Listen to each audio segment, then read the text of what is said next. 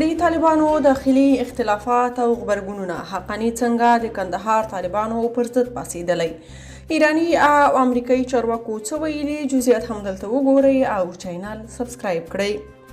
د افغانستان د مخکني حکومت یو شمېر چارواکي او سیاسي مبصرین په دې اند دي چې د طالبانو د کورنۍ چارو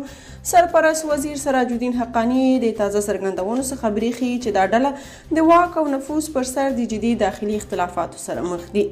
نوموړي په خوست ولایت کې د وینا پر مهال پرته له دې چې د چا نوم واخلي ویلي، نن ځانونه دومره حقدار بولو چې خپله رایه او خپل فکر دومره راباندې حاکم شوی چې د ټول نظام ننګول، هدف کول، بدنومي کول، منحصر کول مو په مزاج کې په یو ابتکار او اساس بدل شوی دی. افغانستان کې د ایران پخوانی سفیر محمد رضا بهرامي وایي د طالبانو پر حکومتولۍ د سراج الدین حقاني وروستۍ نیوکې د دغې ډلې د جګپوړو چارواکو ترمنځ پر واک د خپلمنځي جګړې نښه ده. ښاغلي بهرامي ویلي دي داسې ښکاري چې د دې نیوکو عامولو موخه د طالبانو د مشر د غوښتنې پر وړاندې د یو ډول مخنیوي رامنځته کول دي چې غواړي په ټولو کې نفوذ پیدا کړي. په واشنګټن کې د نوي امریکا په څیړنیز مرکز کې د نړیوال مطالعاتو د څانګې مرستیال پیټر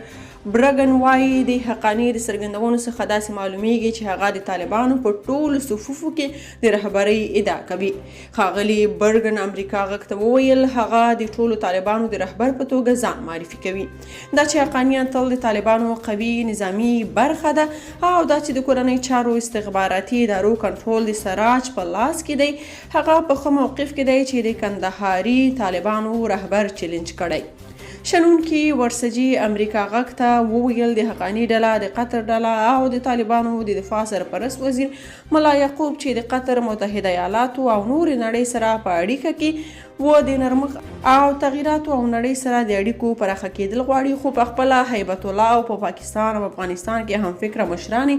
د اسلام په نامه د سغدریزه قبیله‌ایي سیاستونو دوام غواړي. یو شمېر سرچینې بیا وایي چې د ملا هیبت الله ډله غواړي سراج الدین حقاني او ملا یعقوب منځوی کړي، ځکه چې دا دواړه د نړۍ سره د اړیکو او همشمول حکومت طرفدار دي.